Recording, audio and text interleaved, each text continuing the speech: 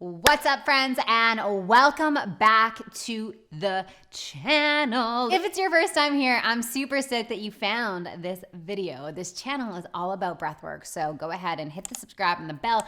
I drop videos every single week, all pertaining to breathwork, so go take a little...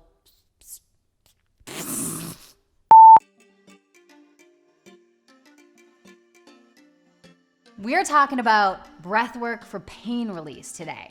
So a lot of what I talk about on this channel is breathwork for stress release, trauma, emotional healing, all that kind of good stuff. But I don't often talk about pain release. And holy shnikes, breathwork is like honestly one of the most powerful things for pain release. Sorry to all the dudes watching this, but that time of the month, Aunt Flo comes to town. I think my pain threshold is so low. Like, I can't really do pain very much. And I also don't love taking things like Tylenol or Advil or things like that. So I just use breath work. And the first time I tried it, someone suggested it to me years ago. I'm like, yeah, right, that's not gonna work. And I did it. And I'm like, I cannot believe how much that works. And then I was like, wait a second. This is what people do when they shove babies out of their hoo-has, right? They use breath work, and what that does is it actually releases endorphins in your body. It's kind of like a natural pain release.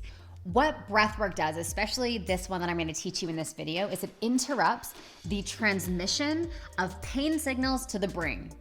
I know that sounds complicated, but essentially what it does is the brain doesn't register that the body is actually going through pain. And so this is why, of course, when we naturally do this as kids, right? If we hit ourselves, right? Like our body naturally does that. But as adults, we have kind of lost touch with our true nature.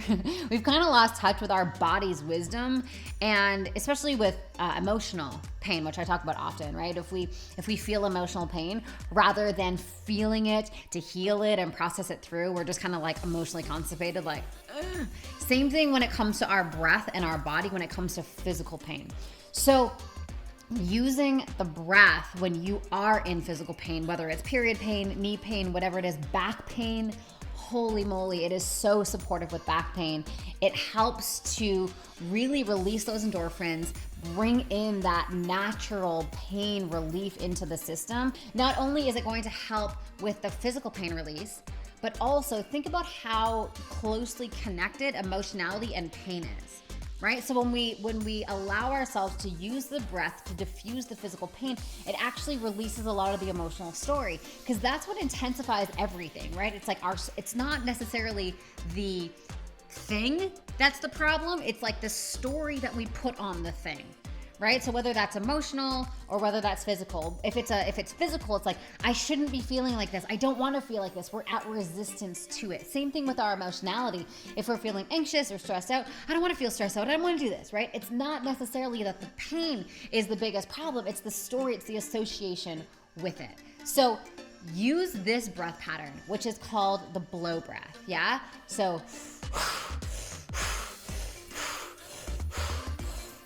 this breath is in and out using just the mouth.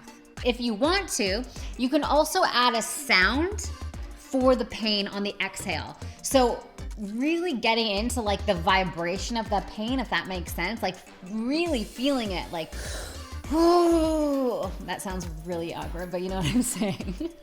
I'm just gonna stop, but you get it. So using that exhale and really intensifying the audible sound helps move the energy in the body as well.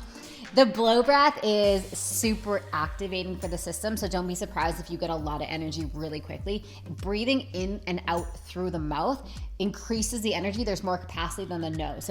So if you're feeling a lot of activation right away, just go a lot slower. Yeah, depth over speed.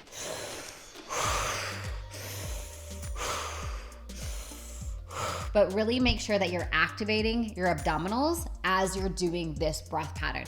Really pushing that belly out. and snapping it in. This is gonna help activate the parasympathetic. It's gonna increase blood flow. We're gonna help with relaxation, all of the good things that we wanna feel when we're doing this breath. If you are in a lot of physical pain, having a hot bath is such a win for me. I absolutely love doing that, throwing some Epsom salts in. Don't do the breath pattern in the bath. What that will do is you'll kind of feel like you're gonna pass out, because what breath work does is it actually increases your internal temperature. So if your internal temperature is increasing and you're in a hot bath, like that's kind of dangerous. Don't do that.